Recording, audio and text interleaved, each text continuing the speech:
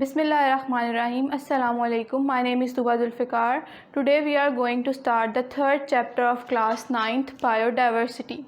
Basically biodiversity क्या है? Biodiversity दो वर्ड से मिलके बनी है.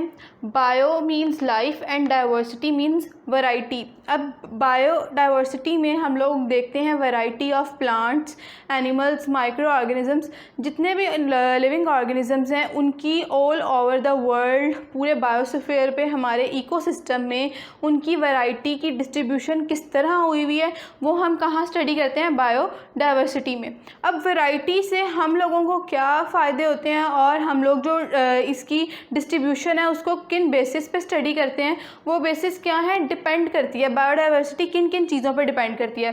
क्लाइमेट पे, ऑल्टीट्यूड पे, सॉइल पे, प्रेजेंस ऑफ अदर स्पीशीज़. इसका क्या मतलब है? अब अगर हम देखा जाए क्लाइमेटिक पॉइंट ऑफ व्यू से, तो बहुत सारे ऐसे ऑर्गेनिजम्स हैं, लिविंग प्लांट्स और एनिमल्स, जो डिफरेंट क्लाइमेट्स में एग्जिस्ट कर सकते हैं. फॉर एग्जांपल अगर हम पोलर बियर को किसी वार्म प्लेस पे ला के रखें तो वो वहाँ सर्वाइव नहीं कर सकता, क्योंकि वो एग्जिस्ट ही सिर्फ स्नो पे कर सकता है और पोलर एरियाज़ में कर सकता है जहाँ पे स्नोफॉल बहुत ज़्यादा होती है और जहाँ टेम्परेचर बहुत कम हो. इसी तरह कुछ प्लांट्स हैं जैसे ज़ीरोफाइट प्लांट्स हैं जिनको ड्राई प्लेसेस पे या वार्म प्लेसेस पे में ग्रो करते हैं, डेजर्ट्स में ग्रो करते हैं, और उनको अगर हम ग्रो करवाएं कि वो ग्रो कर जाएँ रेनी फॉरेस्ट में, तो ऐसा पॉसिबल नहीं है. इस तरह ड्यू टू क्लाइमेट हमें डिफरेंट रीजन्स में वैरायटी ऑफ लिविंग ऑर्गेनिजम्स मिलते हैं. वो प्लांट्स भी हो सकते हैं और एनिमल्स भी. फिर आ जाता है ऑल्टीट्यूड. ऑल्टीट्यूड भी इस पे भी डिपेंड करते हैं कि डाइवर्सिटी डिपेंड करती है कि इसकी वजह से भी ऑर्गेनिजम्स में वैरायटी प्रोड्यूस हो सकती है हाइट की वजह से. कुछ जो हैं हिली एरियाज़ में आपको प्लांट्स जैसे कॉन्स हैं, कॉनिफर ट्रीज़ हैं, वो सिर्फ आपको मरी साइड पे या नॉर्दर्न एरियाज़ में या हिली एरियाज़ में मिलेंगे. वो किसकी वजह से है? ऑल्टीट्यूड की वजह से. कि हो सकता है कि ऑल्टीट्यूड किस तरह इफेक्ट कर रहा होता है कि जो एरियाज़ जिनका ऑल्टीट्यूड ज़्यादा होगा वहाँ जो रेन है वो ट्रीज़ को या वहाँ जो ऑर्गेनिजम्स हैं उनको ज़्यादा चाहिए होगी एज़ कम्पेयर टू जो जिनका ऑल्टीट्यूड कम होगा, वो ऑर्गेनिज्म जिन एरियाज़ में रहते हैं. उसके बाद सॉइल टेक्सचर भी डिपेंडेंस है बायोडाइवर्सिटी की. सॉइल टेक्सचर वेरी करेगा तो ऑब्वियसली जो प्लांट है उसका सारा का सारा स्ट्रक्चर और उसकी नीड्स ये सब कुछ वेरी करेंगी. फिर आ जाता है हमारे पास प्रेजेंस ऑफ अदर स्पीशीज़. अब हमारे इर्द गिर्द जो स्पीशीज़ रहती हैं वो भी हमें इफ़ेक्ट करती हैं.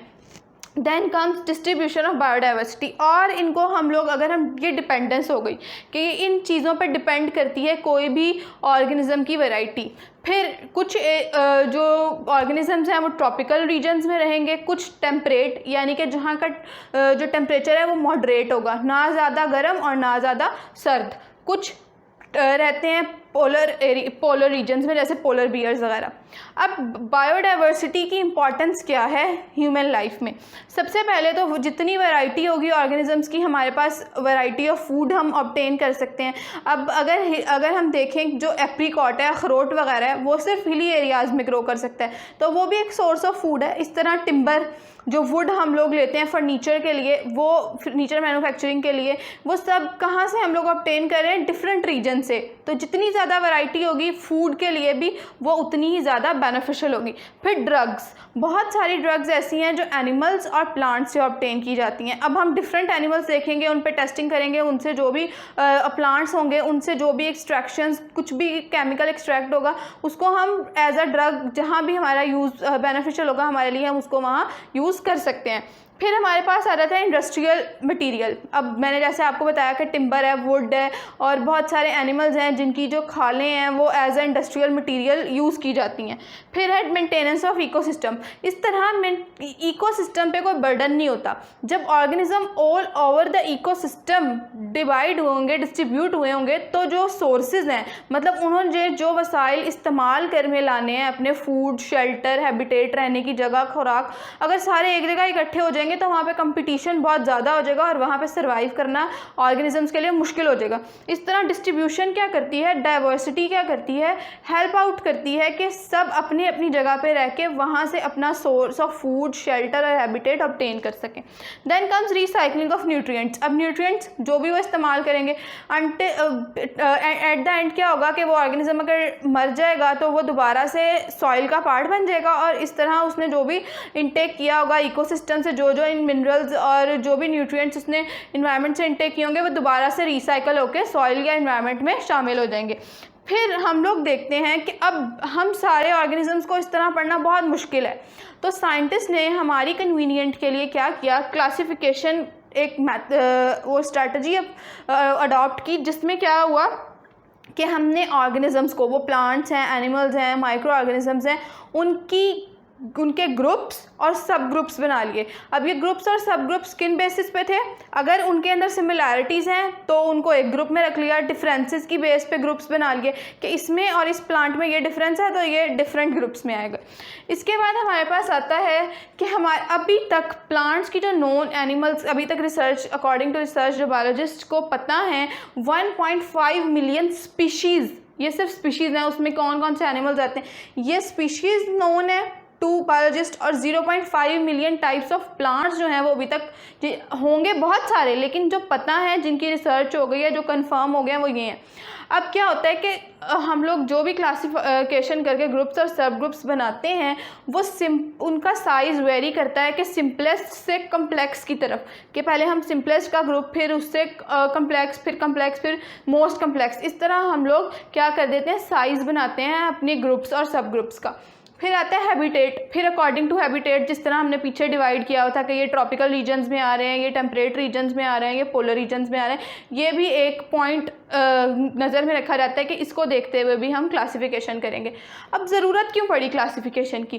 क्लासिफिकेशन की ज़रूरत इसलिए पड़ी कि हर स्पीशीज़, जो भी स्पीशीज़ है, उनका अपना एक वे ऑफ लाइफ है। अब यहाँ पे एक हम वर्ड बहुत ज़्यादा यूज़ करें, वैसे तो मैंने आप लोगों को एंड पे सारा इलस्ट्रेट करना था, एक्सप्लेन करना था कि स्पीशीज़ क्या है, लेकिन आपको अभी बता दूं थोड़ा सा, स्पीशीज़ क्या होती हैं, कोई भी ऑर्गेनिज्म, सिमिलर ऑर्गेनिजम्स हैं जो एक एनवायरनमेंट में, एक एटमॉस्फेयर में एग्जिस्ट कर रहे हैं और वो आपस में इंटरब्रीड कर सकें। इंटरब्रीड मतलब कि वो अपने न्यू ऑफस्प्रिंग्स प्रोड्यूस कर सकें, तो उनको बोलते हैं कि ऐसे स्पीशीज़ हैं जो अपनी नस्ल को आगे बढ़ा सकती हैं, तो उन ऑर्गेनिजम्स को कह लेते हैं कि ये इस ऑर्गेनिज्म की स्पीशीज़ है। अब यहाँ पे हमारे पास वो कह रहे हैं कि हर स्पीशीज़, जो भी हम लोग ऑर्गेनिज्म स्टडी कर रहे हैं, उनकी अपनी वे ऑफ लाइफ होगी, इसीलिए क्लासिफिकेशन करना ज़रूरी था। दूसरा कि लार्ज कलेक्शन ऑफ अगर हमारे पास ऑर्गेनिजम्स हैं, ऑर्गेनिज्म की लार्ज कलेक्शन है और उनके बारे में बहुत सारी इन्फॉर्मेशन है हमारे पास और उसको हमारा इस तरह स्टडी करना मुश्किल है, तो हमने उसको क्लासीफाई कर लिया। जिस तरह अब हम पूरे स्कूल को इकट्ठा, लेट्स सपोज हमारे पास एग्जाम्पल है स्कूल की, अब मैं पूरे स्कूल में बच्चों को ढूंढूँ, ये मुझे नहीं पता, लेकिन हमने क्या किया कि हम उन सबको एक जगह नहीं बिठाते, बल्कि क्या करते हैं कि हमने उनकी क्लासेस बना ली हैं कि ये क्लास है। इस तरह हमारे लिए क्या हो गया, हमारे लिए कन्वीनियंट हो गया कि हम स्टडी कर सकें, या हमें डाटा अगर हमने कलेक्ट किया हुआ है और अगर हमने उस पर कोई काम करना है तो ये हमारे लिए ईजी होता है थ्रू ग्रुप्स और सब ग्रुप्स। फिर हमारे पास आ जाती है टेक्सोनॉमी। टेक्सोनॉमी हम लोगों ने फर्स्ट लेक्चर में, जो हमारा फर्स्ट चैप्टर था, उसमें हमने ब्रांचेस में एक ब्रांच पढ़ी थी टेक्सोनॉमी, और मैंने आप लोगों को बताया था टेक्सोनॉमी एक ब्रांच है बायो की, जिसके अंदर हम ऑर्गेनिजम्स की ग्रुप्स और क्लासिफिकेशन होती है ग्रुप्स और सब ग्रुप्स में, और हम उसको स्टडी करते हैं, तो उसको हम क्या बोलते हैं, टेक्सोनॉमी। फिर एक ब्रांच है सिस्टमैटिक्स। ये दो इंपॉर्टेंट डेफिनेशंस हैं टेक्सोनॉमी की और सिस्टमैटिक्स की। सिस्टमैटिक्स क्या है, branch which deals with the classification and also traces evolutionary. इसमें तो सिर्फ हम क्लासिफिकेशन देखते हैं, इसमें सिस्टमैटिक्स में हम क्या देखते हैं, अगर हम कोई भी ऑर्गेनिज्म देख रहे हैं तो उसकी एवोल्यूशनरी हिस्ट्री भी देखते हैं। एवोल्यूशनरी हिस्ट्री क्या होती है कि कोई भी ऑर्गेनिज्म अपने अबाव अजदाद यानी कि अपने फोर फादर्स या अपने एंसेस्टर्स के साथ किस तरह रिलेट करता है, ये सब हम किस में पढ़ते हैं, सिस्टमैटिक्स में। अब एम्स क्या होते हैं क्लासिफिकेशन के, मतलब किस बात को जहन में रखा जाता है क्लासिफिकेशन करते हुए। सबसे पहले तो सिमिलैरिटीज़ और डिफरेंसेस को नज़र में रखा जाता है। कोई भी ऑर्गेनिज्म है, जब उसकी कोई भी स्पीशीज़ है, जब उसकी क्लासिफिकेशन होगी तो हम इस बात को नज़र में रखेंगे कि हम लोग जो हैं उसके अंदर सिमिलैरिटीज़ क्या आ रही हैं और डिफरेंसेस क्या आ रहे हैं। फिर उनका एवोल्यूशनरी रिलेशनशिप, मतलब अगर हम देखें यहाँ पे हम लोगों ने एक हमारे पास कह लें कि टेक्सोनॉमिक हायरार्की है, इसके अंदर हम लोग ह्यूमन की बात करें। सबसे पहले अगर हम देखें तो अगर एनिमल्स के साथ हम लोग देखें तो हमारा कोई ना कोई लिंक है, हमारा एवोल्यूशनरी हमारी जो एंसेस्ट्रल हिस्ट्री है वो एनिमल से मिलती है, इसीलिए हम लोग ह्यूमंस को फाइलम एनिमिलिया में रखते हैं। तो ये क्या है, एक एवोल्यूशनरी रिलेशनशिप है जिसको हम सिस्टमैटिक में स्टडी करते हैं। उसके बाद हमारे पास आ जाता है बेसिक्स ऑफ क्लासिफिकेशन, बेसिस क्या है सब। उसके बाद देखा जाता है स्ट्रक्चर, कि स्ट्रक्चर क्या है। मतलब हम लोगों ने कहा था कि कहते हैं कि जो ह्यूमंस हैं वो एवोल्यूशनाइज्ड हुए हैं फ्रॉम मंकीज़ या चिंपैंजीज। तो क्यों हुए हैं, क्योंकि हम लोग साइंटिस्ट ने इस बात को देखा कि वो किसी ना किसी तरह स्ट्रक्चर के लिहाज से उनसे सिमिलर हैं। फिर बायोकेमिस्ट्री देखी जाती है कि उनका पूरा मेकअप क्या है, कौन कौन से बायोमोलिक्यूल्स इन्वॉल्व हैं बॉडी मेकअप में। फिर देखा जाता है मॉलिक्यूलर जेनेटिक्स। जेनेटिक्स एक वास्ट कह लें आप लोग सब्जेक्ट है जिसमें आप लोगों ने डीएनए और आरएनए, ये डीएनए का नाम सुना होगा, उसके अंदर फिर क्रोमोसोम्स और जीन्स, इन सब को स्टडी किया जाता है। जैसे पेरेंट्स के अंदर जो ऑफस्प्रिंग्स हैं उनके अंदर 50% जो है सिमिलर जेनेटिक्स होती है उनकी विद देयर पेरेंट्स। तो इस तरह हम लोग अपने फोर फादर्स के साथ भी देख सकते हैं कि हमारी उनके साथ कितनी जेनेटिक्स रिलेट करती है। उस ग्रुप पे भी जो है, उस बेसिस पे भी जो है क्लासिफिकेशन की जाती है। फिर हमारे पास आ जाता है टैक्सा। अब हमने बेसिकली क्लासिफिकेशन देखनी है कि किन स्टेप्स में क्लासीफाई करते हैं हम ऑर्गेनिजम्स को। The groups into which organisms are classified, उसको हम क्या बोलते हैं, टैक्सा। कि जिन ग्रुप्स के अंदर ये टैक्सा है, this is the taxa human. आप लोगों की बुक में दो एग्जांपल्स हैं, एक ह्यूमन की और एक पी की है, मटर की है। मैं आप लोगों को यहाँ एक्सप्लेन करी हूँ ह्यूमन की एग्जाम्पल। उसमें आप लोग देखेंगे कि ये इसको हम लोग यहाँ पे टैक्सा लिखा हुआ है, ह्यूमन का टैक्सा। उसके बाद उसके नीचे फाइलम, क्लास, ऑर्डर, फैमिली। यहाँ पे फाइलम इसका एनिमिलिया, और जो पी है वो ऑब्वियसली एक प्लांट है तो उसका फाइलम क्या लिखा होगा वहाँ पे, प्लांटी। ठीक है, इस तरह आगे आप लोग देखते जाएंगे। अब टैक्सा क्या करते हैं, एक लैडर की फॉर्म बना लेते हैं, मतलब स्टेप्स हैं इसके, पहले टैक्सा, फिर फाइलम, फिर ऑर्डर। ये आप लोग चेंज नहीं कर सकते, ये साइंटिस्ट ने डिसाइड कर दिया है। इसको इसी कह लें कि ऑर्डर में आप लोग लिखेंगे कि taxa, phylum, order, class, order, family, genus और फिर स्पीशीज़। फिर वो कह रहे हैं organisms are divided into 5 kingdoms. Organisms को जो लेटेस्ट उनकी डिवीजन है वो 5 किंगडम्स में की गई है। फाइलम क्या है, सबसे पहले हम अगर फाइलम की बात करें तो जो रिलेटेड क्लास होगी ना, मतलब जिन स्पीशीज़ की क्लास आपस में रिलेट करेगी। अब जैसे अगर हम एनिमिलिया की बात करें, फाइलम एनिमिलिया में ह्यूमंस भी आएंगे और एनिमल्स भी आएंगे क्योंकि उनकी क्लास रिलेट करती है। फिर हमारे पास आ जाती है क्लास। क्लास क्या होती है कि उनका ऑर्डर्स के रिलेटेड ऑर्डर्स को हम किस में रखते हैं, क्लास में। ह्यूमंस की क्लास क्या, क्वाड्रेटा। फिर है ऑर्डर जो है रिलेटेड फैमिलीज, फिर फैमिली रिलेटेड जीनस और जीनस रिलेटेड स्पीशीज़।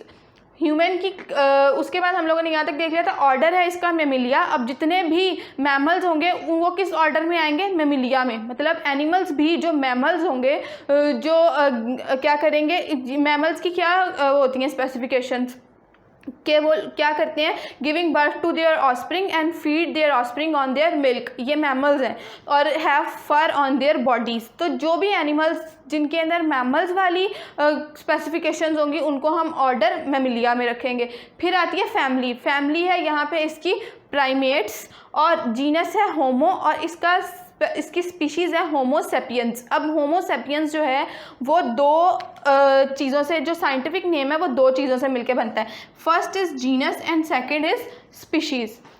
जीनस और स्पीशीज़ जो है इन दोनों के नामों को हम इकट्ठा लिखते हैं तो हमारे पास साइंटिफिक नेम बन जाता है। अब ह्यूमंस का साइंटिफिक नेम क्या, होमो सेपियंस। अब हमारे पास आगे आप लोगों को मैंने पहले बताया है कि स्पीशीज़ क्या होती हैं, कि ऐसे सिमिलर ऑर्गेनिजम्स जो नेचर में इंटरब्रीड करें फ्रीली और ऑस्प्रिंग्स प्रोड्यूस करें।